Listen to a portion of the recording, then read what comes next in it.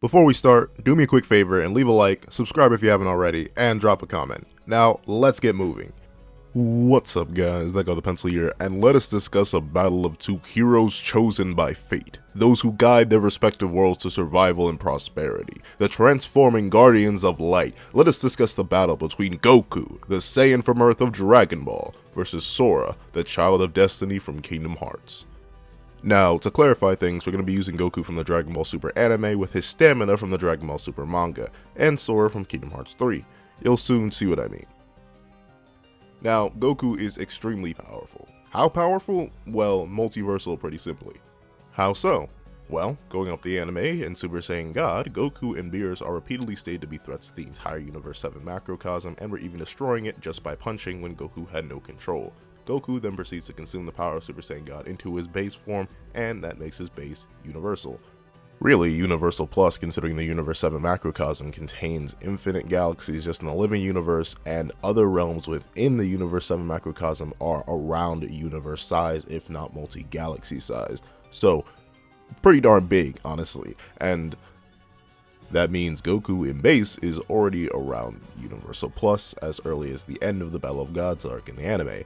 And then Goku in base alone arguably gets tens, if not hundreds, if not thousands of times stronger throughout the rest of Super, training endlessly with Vegeta and Whis, fighting Golden Frieza, going up against the Universe 6 tournament, going up against Goku Black, going up against Jiren. A lot happens, and that's just for base Goku. And then of course you have all his transformations. Say Super Saiyan 3 Goku is 400 times, and let's say based off Blue Goku being able to take out Hit when it required Kaioken times 10 before, let's say he only got 10 times stronger in his regular base state coming off the beginning of Super.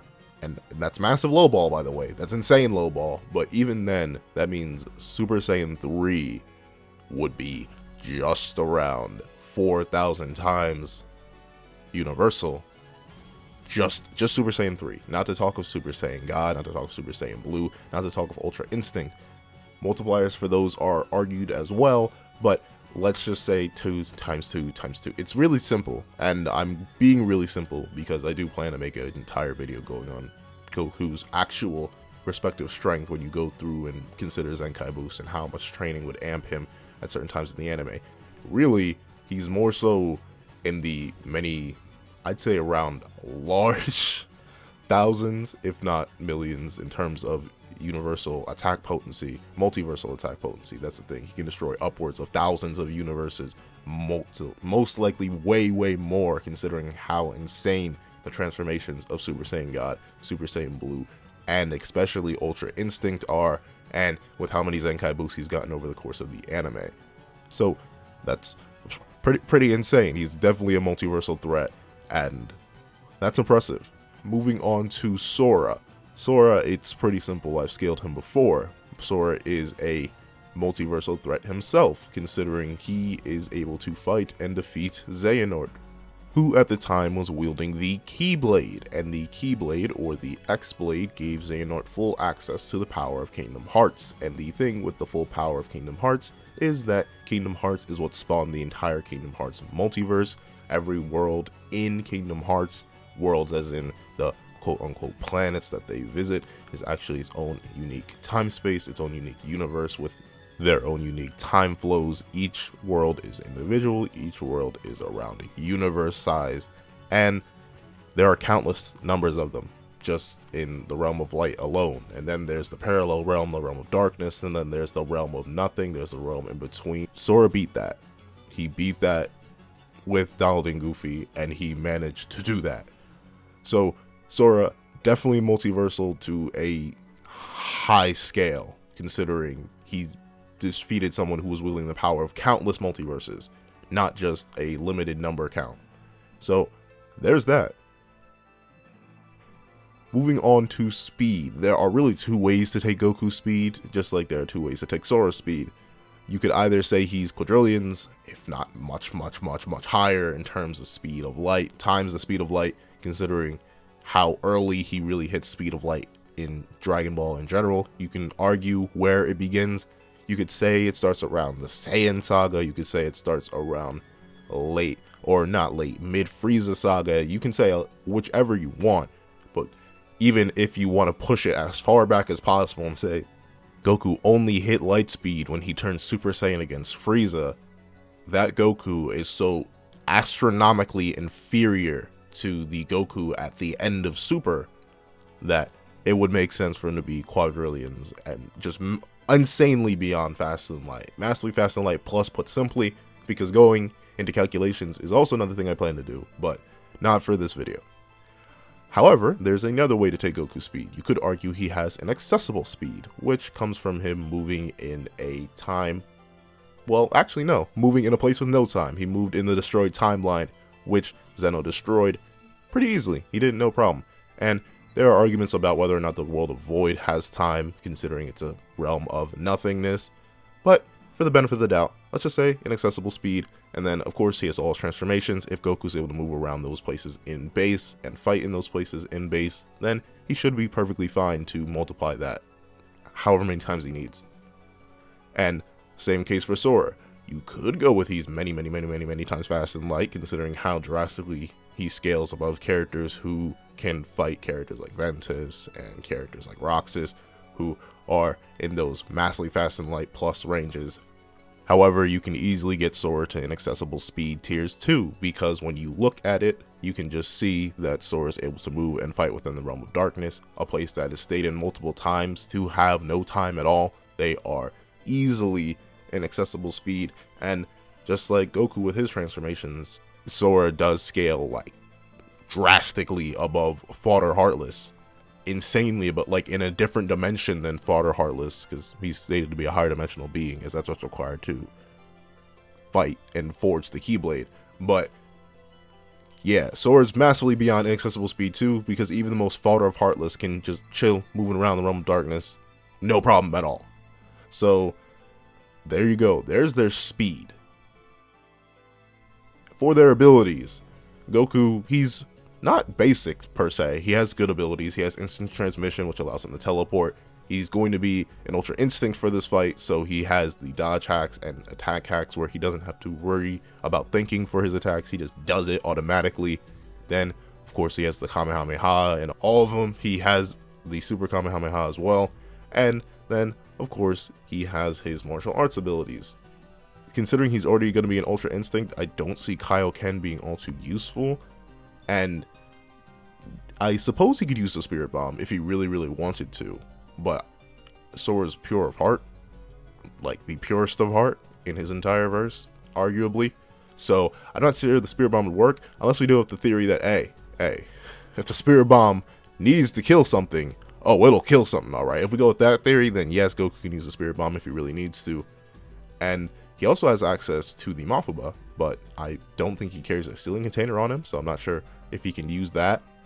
Then he has the Ki Eye, where he just releases a burst of his ki that is usually undetectable, like you can't see it with your eyes, and it can knock people back whenever he needs it to. Then he has the Kienzan, a sharp disc of ki that allows him to cut through things, and on top of that, he has access to the Solar Flare, which allows him to blind somebody if he truly needs to. If he needs to pull it out on him, he most certainly can.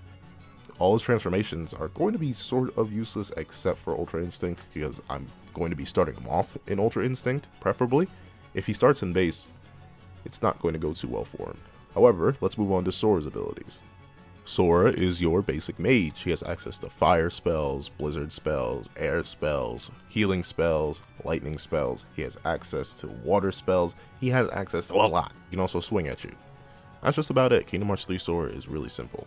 And for the sake of this fight, he will also be in his ultimate state, which would be the ultimate form, which gives him the ability to teleport, move around the battlefield however he wants, really just attack things. And of course, Andy has sub-abilities like Leaf Bracer, which prevent him from getting attacked while he's healing himself with magic, and he ends up having attacks that allow him to manipulate light in the beams. He can manipulate the many blades in whatever way he wants to. He can do a lot, to say the least. Now, to the reason I'm using Dragon Ball Super Goku's manga stamina instead of anime stamina. Spoilers for the Moro arc right here, right now. I'll give you 3 seconds. 3, 2, 1. Goku masters Ultra Instinct in the manga. He can enter the form much more easy, and it doesn't destroy his body as badly, though it does still take a lot of energy. The reason I'm using this variation of Master Ultra Instinct, because if I use the anime versions of Ultra Instinct, then this fight instantly falls down to stamina, because Goku could definitely be outlasted by Sora for a minute, which is generous considering I don't even think Ultra Instinct lasted that long in the anime. Maybe it was 2 minutes. Maybe. That's the thing. If I don't use the manga version stamina, then it's not going to work out good for Goku. And thing is, I know they're two separate continuities. They align in many points, but they have different narratives to tell. I'm just assuming that the main plot point of Goku mastering Ultra Instinct, if the anime ever does come back, will be a thing. So consider it like a pseudo me predicting the future of the anime based off the manga.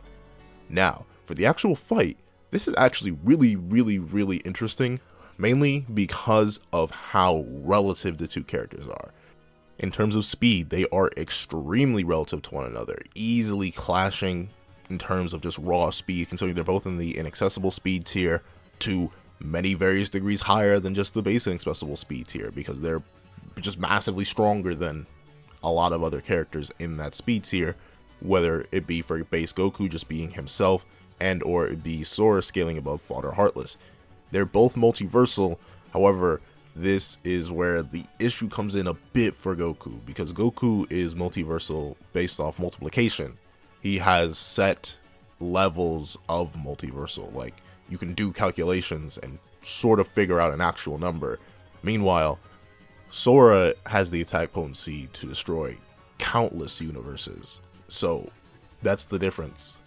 Goku is limited to a countable number of universes. You can multiply based off the multipliers given to us and what the series tells us. However, the difference is with Sora is that he can destroy a uncountable amount of universes. Countless. So that's the difference in power. Does it make Sora complex multiversal?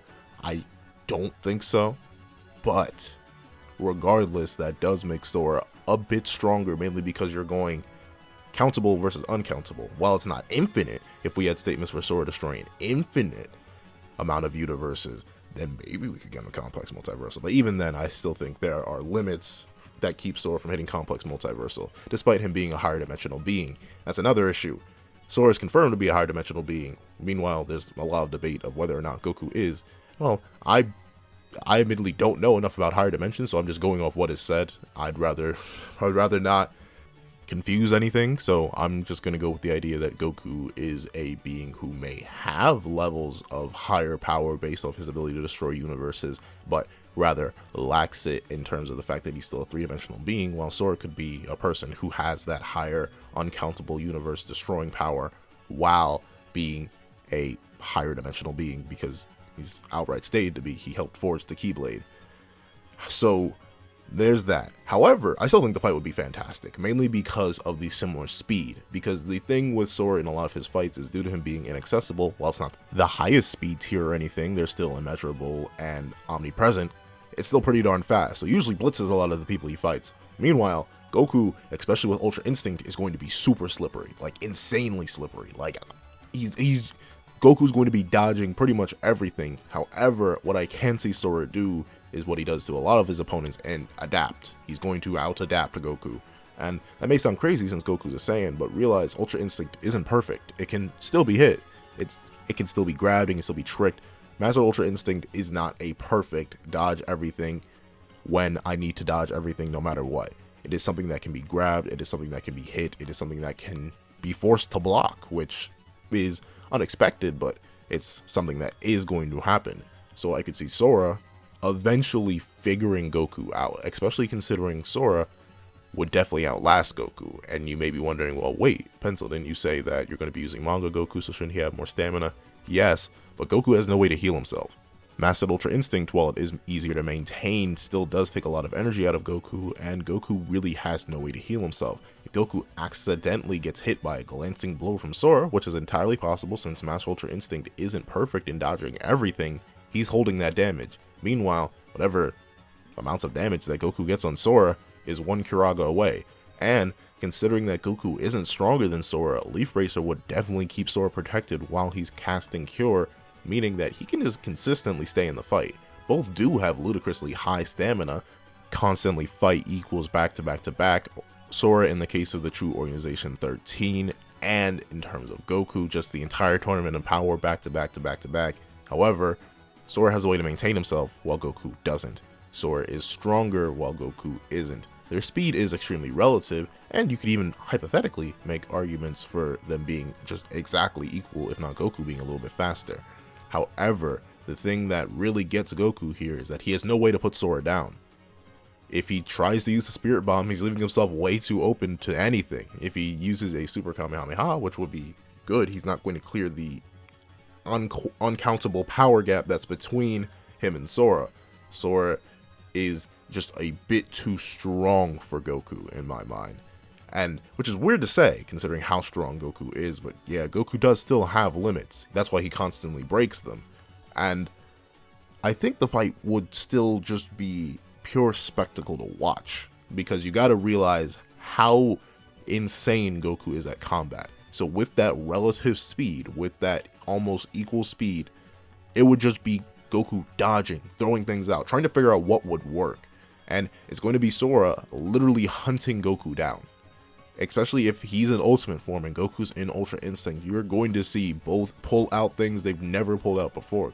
Because one is going to be constantly dodging the other, and meanwhile, the other is going to be constantly hunting the other with multiple blades. It's going to be extremely interesting to watch.